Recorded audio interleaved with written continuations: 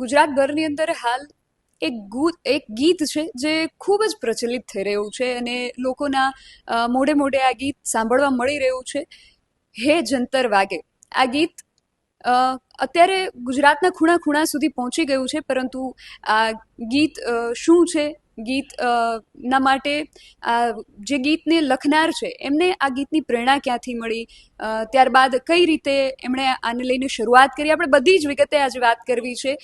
આ ગીતના જે લેખક અને ગાયક છે રમણીકભાઈ ચારોલિયા, એમની પાસેથી રમણીકભાઈ, સૌથી પહેલા તો આપનો પરિચય જાણવો છે અને એ બાદ આપણે હે જંતર ગીત વિશે પણ વાત કરવી છે.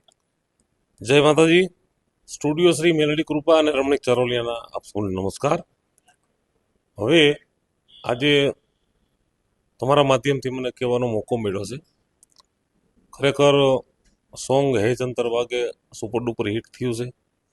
ગુજરાતમાં ખૂણે ખૂણે, ગુજરાતના તો ઠીક છે પણ વિદેશ સુધી આ ગીતો અત્યારે સાંભળે છે અને બહુ પ્રસિદ્ધ મળી રહ્યો છે, બહુ સારી રીતે રિસ્પોન્સ મળે છે. તો એ ગીત છે, ખરેખર જો કહીએ તો જૂનું એક ગુજરાતી પિક્ચર હતું. જૂનું ગુજરાતી પિક્ચર, એમાં મણિરાજ બારોટે આ ગીતને ગાયેલું હતું, પણ એનો ઢાળ કંઈક અલગ છે, એની જે રિધમ છે એ કંઈક અલગ છે. એને એક વિરહ ગીતની અંદર ગાયેલું છે. જ્યારે આ સોંગ છે એને અમે કમ્પોઝિશન કરીને એને એક ડાકલાના માધ્યમમાં લઈ આવ્યા. હા, રિધમ ચેન્જ થઈ છે, એમાં શબ્દો બધા જ નવા છે, એમાં ઢાળમાં પણ ઘણા બધા ફારફેર કર્યા છે. તો એ ગીતને અમે આ રીતે ફારફેર કરી અને લોન્ચ કર્યું ત્યારે લોકોએ એક્સેપ્ટ કરી લીધું, ખૂબ વધાવી લીધું. ઘણા બધા કલાકારો આજે ગાય છે, એ વાતનો મને ખૂબ ને ખૂબ આનંદ થાય છે. પણ મારે એ જાણવું છે કે હે જંતર વાગે આ ગીત અત્યારે આવ્યું છે, પણ આપ આ ક્ષેત્રમાં ક્યારથી આવ્યા અને તમારી આ ક્ષેત્રની શરૂઆત ક્યાંથી થઈ? આ ક્ષેત્રમાં તો મને ઘણા બધા વર્ષો વીતી ગયા, એટલે સમજો ને કે ઓછામાં ઓછા 30 વર્ષ થઈ ગયા. 30 વર્ષથી હું આ લાઈનમાં છું. 30 વર્ષ પહેલા મારું ડાકને ડવકારે એક વિડીયો સીડી બહાર પડી હતી, જેનું ડિરેક્શન આત્મારામ ઠાકોર, અમરકુમાર જાડેજા. ટાઈમ લાઈનમાં મારું એ વિડીયો જ્યારે બહાર પડી હતી ત્યારે લોકોએ મને બહુ જ પ્રેમ આપ્યો હતો, બહુ જ સારી રીતે આવેલું હતું. પછી એ એકાદ દશકો મેં સારી રીતે ગાયું. એ દરમિયાન મેં ઘણી બધી ગુજરાતી પિક્ચરો પણ કરેલી, એમાં પણ મેં ડાકલા ગાયેલા ને. ત્યારે માહોલ એવો હતો કે ભાઈ ડાકલામાં ગુજરાતી પિક્ચરમાં જો ડાકલું નાખવું હોય તો કોને બોલાવ્યું? તો લોકો એવું જ કહેતા કે રમણીક ચારોલિયાને બોલાવ્યું, રમેશ ચારોલિયા અમારો ભાઈ, બે ભાઈઓ અમે સાથે ગાતા. એટલે ત્યારે પણ ખૂબ આનંદ થયો અને ખૂબ એક દશકાની ઉપર અમે આનંદ કર્યો, પ્રોગ્રામ એટલા કર્યા. પછી ધીરે ધીરે વચ્ચે એક બ્રેક આવ્યો, નાનકડો બ્રેક આવ્યો અને મેં છોડી દીધું હતું ગાવાનું. એનું શું કારણ, બ્રેક લેવાનું શું કારણ? હવે એમાં એવું હતું કે મારો એક આખો મોટો પરિવાર છે, અમે 3 ભાઈઓ છીએ, 3 ભાઈઓનો પરિવાર છે અને ઘણા બધા કલાકારો પાસે ઘણા બધા પૈસા છે, મિલકત છે, પણ હું જ્યાં લગી માનું છું ત્યાં લગી મારી પાસે મારો આખો પરિવાર છે. 3 ભાઈઓ, ભાઈઓના દીકરાઓ, દીકરાના દીકરાઓ, ત્રીજી પેઢી અમે આજે ભેગા છીએ, જોઈન્ટ પરિવાર છે. તો ક્યાંક એવું મને થયું હતું કે હું આ સિંગિંગની લાઈનમાં છું તો મારા પરિવારનું ભવિષ્ય શું, એના માટે હું આ પ્રોડક્શન લાઈનમાં આવ્યો. પ્રોડક્શન લાઈનમાં મેં વિચાર્યું કે હું તો તરીશ, પણ આ બધાને તારવા હોય તો એના માટે શું કરું? તો મારે આને છોડવું પડે, આ ક્ષેત્ર છોડવું તો જ આ લોકોને હું સેટલ કરી શકું. પછી મેં એક દશકા માટે એને બંધ કર્યું. એને બંધ કરી અને તમને કદાચ ખ્યાલ હશે, ગુજરાતમાં one media entertainment, one media channel, એ વન મીડિયા ચેનલ મારી છે, વિજોડીની કોમેડી. અચાનક મને એવો વિચાર આવ્યો,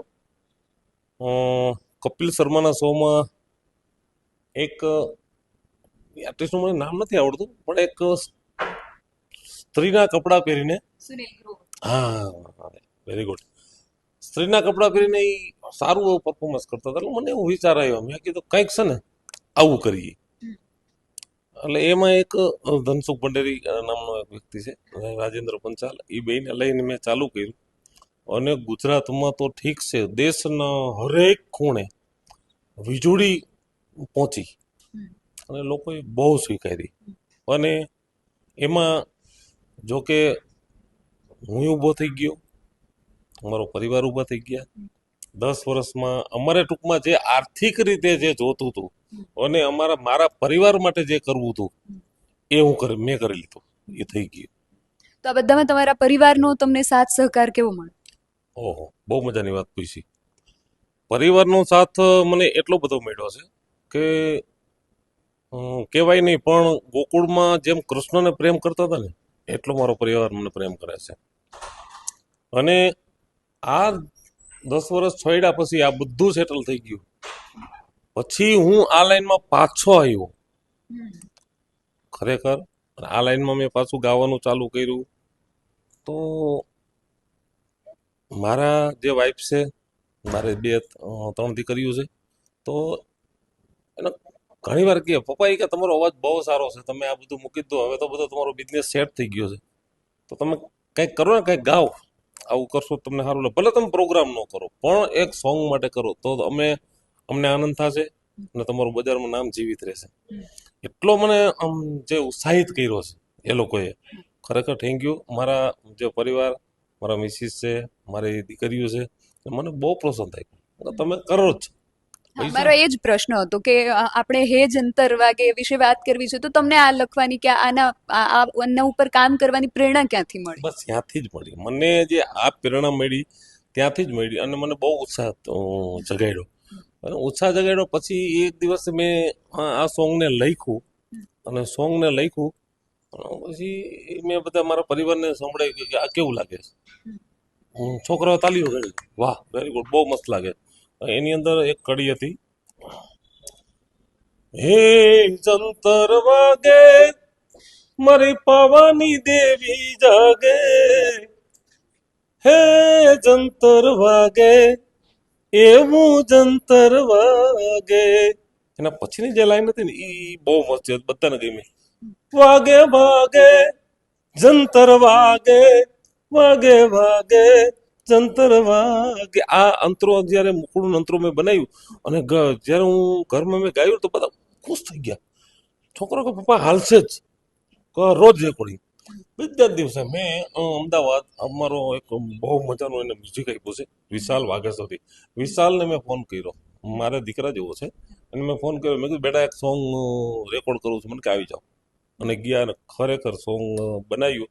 ત્યાં સુધી તો મને એવું જ હતું કે અમે સાંભળીએ, અમારો પરિવાર સાંભળે, અમારા છોકરાઓ સાંભળે અને રાજી થાય. આથી વિશેષ મારી કોઈ અપેક્ષા જ નહોતી. અને 10 વર્ષ મેં ક્ષેત્ર છોડી દીધું હતું, મને ખબર જ નહોતી કે મને આટલું સમર્થન મળશે, મને કલ્પના જ નહોતી. આ તો એક અમારા આનંદ માટે, મેં મારા નિજાનંદ માટે ગાયું હતું અને એ સોંગ રિલીઝ કર્યું. અને જે લોકોએ જે સ્વીકાર્યું છે, અદ્ભુત અદ્ભુત. મને તો એવું લાગે છે કે હું કંઈક નજારો જોઈ રહ્યો છું એમાં, કે મેં ગાયું સોંગ અને ગુજરાતના ટોપ લેવલના કલાકારો, જે કીર્તિદાન ગઢવી છે, જિગ્નેશ બારોટ છે, સાગરદાન ગઢવી છે, અલ્પા પટેલ, બધા ઘણા બધા કલાકારો, નામ લઈ તો ઓછા પડે. એટલે મારો એ જ પ્રશ્ન હતો કે ગુજરાતના જે મોટા જે કલાકારો છે, તો એમના તરફથી તમને આ બાબતને લઈને કેવું સમર્થન કે કેવો એમનો રિસ્પોન્સ કેવો રહ્યો? એ બહુ સારી વાત પૂછી. ના ના, કઈ વાંધો નહીં, પણ બધા ગાય છે એ મારા માટે આનંદની વાત છે. કેમ કે ખરેખર વાત એવી છે કે એ લોકો સોંગ ગાય છે અને હું નથી બોલતા, એ તમે એમ સાચા છો. હા, નકર ક્યારેક એને બોલવું જોઈએ કે ભાઈ આ સોંગ અહીંયાથી અમે સાંભળ્યું ને, અહીંયા આ ભાઈએ ગાયું અને અહીંયાથી અમે સાંભળ્યું. હવે એમાં એને જે તકલીફ હોય આપણે કંઈ નથી કહેતા, પણ ગાય છે ને એ વાતનો આનંદ છે. એ લોકોને કદાચ નામ લેવાથી કઈ ઇસ્યુ થતો હોય, તકલીફ થતી હોય તો કઈ વાંધો ન લઈએ. પણ મને મારા ચાહકો, મારી જનતા છે, મને જેને એક્સેપ્ટ કર્યો છે એને તો ખબર છે ને કે રમણીકભાઈ ગાયું છે, બરાબર. એ વાતનો આનંદ છે. એ એની મસ્તીમાં, હું મારી મસ્તીમાં, બસ મસ્ત રહો.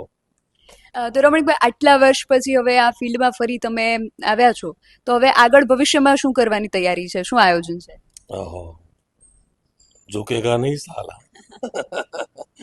હવે તો લોકોએ આટલો પ્રેમ આપ્યો છે, અ, આટલો દાદ આપ્યો છે, તો હવે અહીંયાથી પગલા પાછા ભરી તો એ નકામું છે ને. અને હવે હું કદાચ ગાવાનું છોડી દઉં તો મારા ચાહકો છે એ મને નહીં છોડે. હા, અત્યારે મારે કાર્યક્રમો નથી કરવા છતાં બી લોકો મને કાયમ ફોન કરે, તમારે ઘડીક વાર આવવું પડશે, ઘડીક વાર આવવું પડશે. મેં કાર્યક્રમો તો છોડી જ દીધા હતા, પણ હવે એ કાર્યક્રમો ચાલુ કરાવશે. જો કાર્યક્રમ ચાલુ કરાવે તો મારે ગીતો તો ગાવા જ પડે. અને એ ગીતો જે છે એ મારું હાર્ટ છે, કારણ કે એ જે મારો ખોરાક છે. મને એવું લાગે છે કે આ જે અત્યારે જે મને જે આ પીરિયડ મળ્યો છે એમાં કદાચ મારી 10 વર્ષ જિંદગી વધી ગઈ. હા, મારી પાસે બધું હતું, ભગવાને મને બધું દીધું છે, મારી કેપેસિટીની બહાર દીધું છે, ઘટવા નથી દીધું કાંઈ. પણ છતાં મને એવું લાગતું હતું, હું નહોતો ગાતો ને ત્યારે એવું લાગતું હતું કંઈક મારામાં ખૂટે છે. બરાબર, હવે એ જે મેં ગાવાનું ચાલુ કર્યું અને આ સોંગ હાયલું, તો અત્યારે એવું લાગે છે કે નહીં, જીવવા જેવું છે, મજા આવી આનંદથી. તો આપણે રમણીકભાઈ સાથે ઘણી બધી ચર્ચા કરીને અત્યારે ગુજરાતની અંદર ખૂણે ખૂણે જે ગીત ખૂબ લોકો સાંભળી રહ્યા છે, હે જંતર વાગે, આ ગીત પાછળ ખરેખર શું કથા હતી આપણે પહેલેથી લઈને અંત સુધી એને જાણ્યું અને માણ્યું પણ ખરું. અને તમને પણ આ ગીત કેવું લાગે છે? રમણીકભાઈ ચારોલિયા સાથે અમારા દ્વારા જે વાતચીત કરવામાં આવી, એમના જીવન કથા વિશે પણ આપણે વાત કરી, એમને આ ગીત લખવા માટેની અને એના ઉપર કામ કરવા માટેની પ્રેરણા ક્યાંથી મળી, વિવિધ વિષયો ઉપર અમે જે વાત કરી છે એને લઈને અને ખાસ આ ગીતને લઈને તમારું શું માનવું છે, અમને કમેન્ટ કરીને ચોક્કસથી જણાવજો. આવી જ વધુ ચર્ચાઓ સાથે મળતા રહીશું. તમે અમારી યુટ્યુબ ચેનલને સબસ્ક્રાઇબ કરવાનું અને અમને ફેસબુક અને ઇન્સ્ટાગ્રામ પર ફોલો કરવાનું ભૂલશો નહીં. બાકી અવનવી અપડેટ્સ માટે આપ જોતા રહો BS9 ન્યૂઝ. નમસ્કાર.